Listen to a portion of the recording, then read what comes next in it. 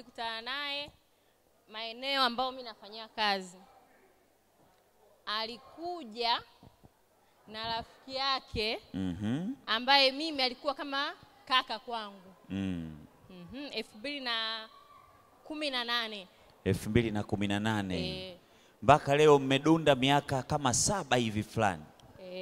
Tunadunda mpaka 2025. Mpaka wapi? 2026. Ongeza moja tena. 2027. Ongeza moja. 2028. Tunadunda mpaka 2029. Mpaka wapi? 2030. Jamani, kuna mtu ameteseka, ongeza makofi na shangwe kwa ajili yao. Miaka 7 sio mchezo bwana. Na bado tunadunda mpaka 2030. Kwa hiyo huyu bwana alikuja pale kazini na kaka yako mmoja hivi. Ambaye alikuwa kama kaka kwangu. Kaka yako wa kazini. Ndio nilipomuona naye akaniona. Ndio. Basi ndio ikawa hivyo. Tukaanza urafiki. Shilawadu. Leo hamna ubuyu, ndio ikawa hivyo.